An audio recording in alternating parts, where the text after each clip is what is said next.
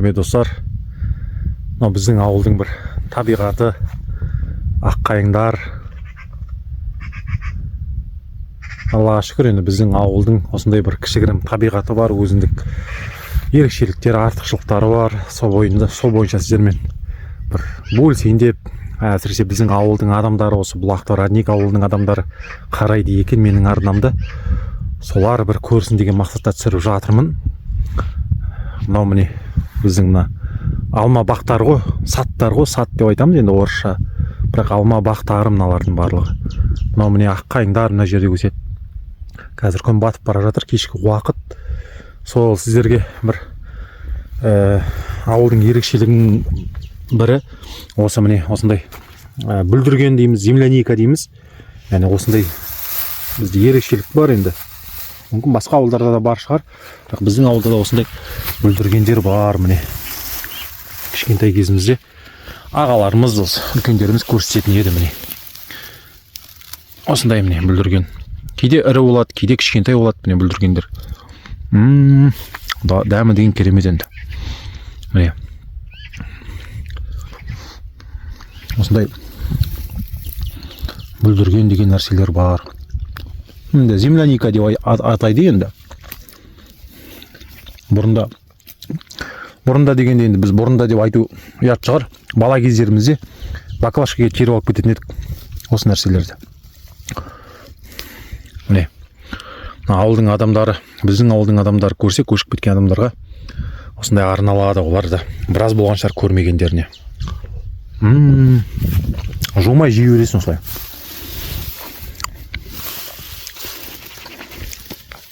Алдағы уақытта сіздерге көрсетемін. Алма бақты, және қарақат бар, смородина дейміз.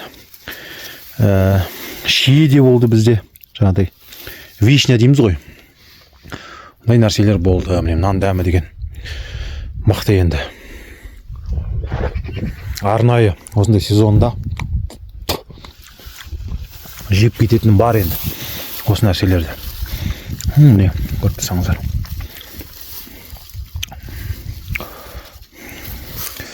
Тау басында бүлдірген дейді.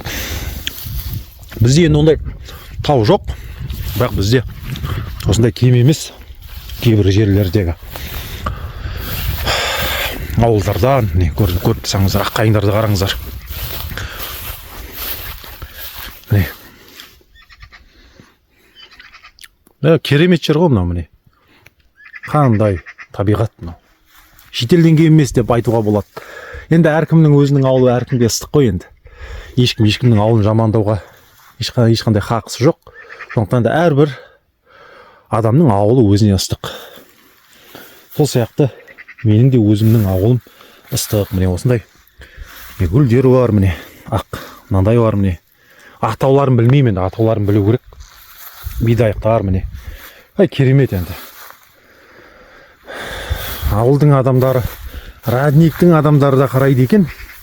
Бірақ оларды мен көп білмейді екен қарайтындарын. Мына жерлерді балтырлары осыдан 2 жыл бұрын мен шалғымен орып кететінмін үйлерге. Қолда тұрған аттарға, қолда тұрған бұзауларға беретінмін шалғымен шауып. Маса енді күн салқындау болып тұр, ауа райы керемет. Андай нәрселерді міне тастап кетеміз да, міне сосын мусор қайдан болады, міне осыдан болады, мынаны алып кетіп жақ жіберу керек қой үйге барып. Көрдіңіздер ме? Бұндай нәрселерді тастамайық, құрметті әрбір ауылдың азаматтары. Осыған бір мән берейікші, мына қараңызшы, мынау тып-тым жақсы жер, міне осындай баклажкалар сәнін кетіреді.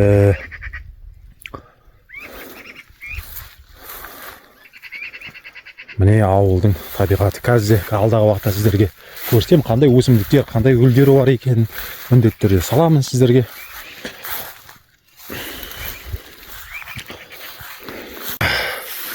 Құрметті достар, міне осындай біздерде гүлдері бар міне. Биыл енді шөптің наборы дейміз ғой, шөптің көлемі өте жақсы.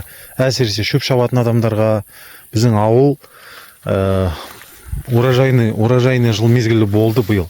Жаңбыр деген енді 2 күннің бірінде жауғаннан кейін осындай міне шөптерді қарасаңыздар жүргізбейді аяқ асты. Сондай қою.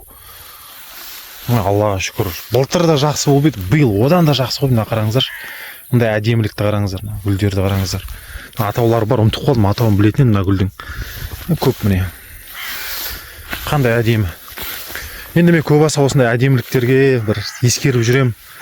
Құс болсын, ол жануар болсын, өсімдіктер болсын, көбінесе сондайға мән берем да. Мына қарасаңыздар. Қандай керемет, е? Мәса. О деген ешқандай бір құстың дауысын қараңыздар. Жәндіктің дауысы ара жүр мына жерде. Бал жинап. Демаласын да, бір демаласын.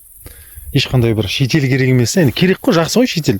Бірақ та осындай бір ауылдың бір әдемілігіне мән бермейміз да. Қарасаңыздар.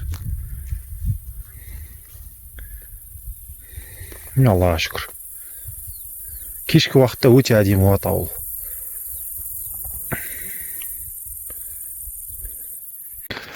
Ал келесі жерге келдік, құрметті ауылдастар. Мынау біздің міне алма бағы. Арғын деген ағамыз бірнеше жылдан бері осы алма бағын қарады. Біздің ауылдың адамдары жақсы біледі. Сол алма бағына келіп отырмыз. Ең бірінші бұлар қарақат смородина деп атайды. Орысша, енді қазақшасы қарақат дейді. Міне мыналардың барлығы смородиналар, қарақаттар. Теріп кеткен сияқты адамдар теріп кеткен сияқты. Міне көрдіңіздер ма? Бұл деген кезінде үрлеп тұрған андай целый плантация болған екен. Мен ол кезде баламын, есімді білмеймін. Біздің міне ауылдың кішігірім табиғаты өте керемет, е? Және де сіздерге еменді көрсетіп жіберейін. Біздің осы алма бағының қасында емен бар. Дуб дейміз ғой, дуб. Мыналардың барлығы міне қарақаттар, мыналар міне. Көріп тұрсаңыздар.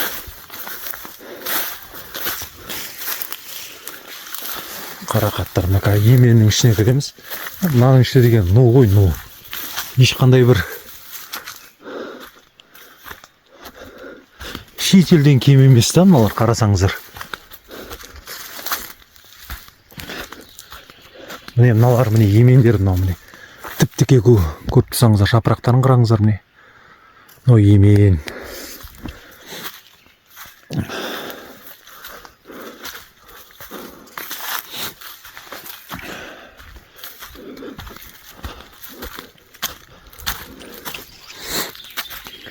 Джунгли ғой, джунгли. Құстар, бұлбұлдардың сайрағандары, құстардың сайрағандары енді сөзбен айту жеткізу мүмкін емес. Бұны тек көру керек та, міне емендерге келдік.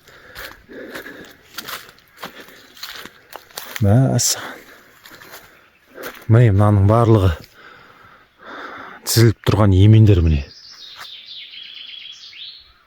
Дауысты қараңыз. Тек еште сөйлемеу керек, тыңдау керек та. Тек тыңдау керек.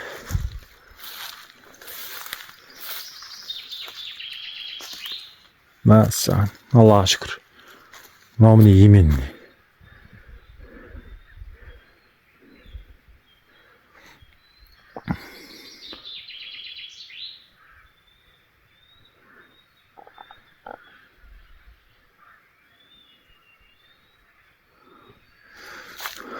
Міне осы біздің табиғат. Түнде қорқынышты болады енді. Неше түрлі дауыстар бар. Жылаған баланың дауысына ұқсайтын дауыстар бар. Түнде енді қорқынышты.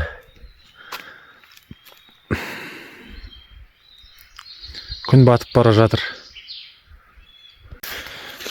Келесі ауылдың бір артықшылығы, ерекшелігі бұл ауылымыздың алма бағы. Міне мынау ауылымыздың алма бағы. Міне алмалар жай өсіп жатыр. Міне бұлардың көбісі янтарь, жаңағыдай қызыл янтарь. Күзде пісетін янтарь өте әдемі, өте тәтті болады. Міне көріп тұрсаңыздар. мыналардың барлығы янтарь. Сары янтарь бар, қызыл янтарь бар. Бірақ енді 100 жыл болған алма ағаштары қазір қурап, алма ағаштың бір алма бағының сәнін кетіріп жатыр. Міне көріп тұрсаңыздар, қурағандар көп, ренжи алмайсыз бұл алма ағаштарына. Себебі 100 жыл болған алма ағаштар, бұлардың тарихының тамыры тереңде жатыр. Әлі жеміс береді соған қарамастан. Мыналардың барлығы солай заңды, ғылыми түрде отырғызылған алма ағаштар. Жан-жағының барлығы ық, ешқандай ағаштар отырғызылған, мыналардың гүлдері ұшпас үшін. Өте сондай бір білікті мамандармен, ғалымдар арқылы отырғызылған алма ағаштар. Қазіргі кезі өте бір сондай жүректі елжіретеді. Әсіресе үлкен адамдар қарап жатса, біздің ауылдың адамдары мұңайып қалуы мүмкін, себебі қараусыз жатыр да алма бақтары. Ешқандай бір жаңарып жатқан жоқ. Міне сол бір жабайы алма сияқты өсіп жатыр. Енді бір қынжылтатын нәрсесі, осы алма ағаштарын жеміс берерде күзеп алу керек қой, негізі күзеп піседі. Бірақ енді оған енді бәріміз де кіреміз, енді оны ешкімді айта алмаймыз. Жеке теріп алып кететініміз бар да. Жап жасыл көк күмбек кіспеген, әлі үлкеймеген мөлшерде бір сондай кішкентай алманы теріп алып кетеміз да. Сол нәрсе бір қынжылтатын нәрсе. Піскенін бір күтпейді да ешкім. Біреулерге ескертсең, бәрі теріп алып кетеді ғой, бәрібір де біз жүрмесек те басқа біреу теріп алып кетеді деген бір сылтаулар айтады. Енді мен өзім жеке куә болдым. Көк күмбек жап жасыл алманы енді неше бір 10-20 қапшықтай теріп алып жатыр ғой адамдар. Сол кезде бір жүректі ауыртатын нәрсе. Құрметті көріп отырған көрермен, бұндай нәрсені жасамаған абзал негізі. Сатып алуға да болады ғой бұл нәрселерді. Арзан қалалық жерлерде. Мына нәрсенің міне піскенін күтсек, нұр үстіне нұр болар еді. Енді бұл менің жеке пікірім. Біреулер мүмкін жақпауы мүмкін шығар, біреулерге ұнамауы мүмкін. Енді ол шындығы осы, енді шындығы осы. Піскенін күту керек. Қараусыз жатыр да алма ағаштары. Солай, құрметті достар. Міне. Ал құрметті көрермендер, келесі біздің табиғатымыз, достопримечательность дейміз ба, не дейміз, ауылымыздың. Бұл Жыланды бұлақ деген бұлағымыз. Өте сондай бір салқын, мұздай, өте ішсеңіз шекеңізден шығарады салқынды. Сондай соншалықты бір Алла тағаланың шексіз құдіреті осындай тастың астынан жарып шығып жатыр ғой бұлақ. Міне мынау Жыланды бұлақ, міне қасында міне алма бағы. Бұл енді қайталап айтам, әсіресе біздің ауылдың көшіп кеткен, ертеректе жақында көшкен адамдарына арналады. Басқа да қазақтарға да арналады. Өте сондай міне табиғи тастар, бірнеше тонна тас, соның арасынан ағып жатқан бұлағымыз, сондай тұщы бұлақ. Міне көріп тұрсаңыздар, мына жерден міне аламыз суды. Әрине шөп басып жатыр. Қай жерде болса да қараңызшы, мусорлар, пакеттер, соны жинап жүрген абзал негізі. Сәнін бұзады да негізі. Қазір мына жақтан көрсетейін сіздерге, міне мына жерден алынады. Мынау міне бұлағымыз. Мөлдір қалай? Тастың астынан шығып жатқан бұлағымыз. Мөлдір қарасаңыздар. Өте керемет. Қараңыздар, ана жерде. Сыраның несі жатыр ғой, мынау болмайды негізі. Бұлақтың басында сіздерге алып жіберейін, көрсетіп.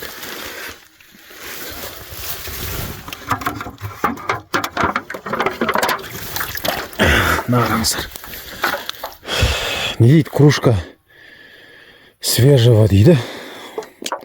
Құрметті достар, мынау деген болмайды негізі. мына нәрселерді білмеймін енді келген адам алып кетсін ба кейін өзімен бірге болмаса ауылдың ішіндегі қоқыстарға тастап кеткен абзал шығар мынау бұлақтың ішіне тастап жіберген екен енді мұнда қалмайды ғой бірақ та сол ескерген жөн ғой ескерген жөн міне көріп тұрсаңыздар бұлақ мынау міне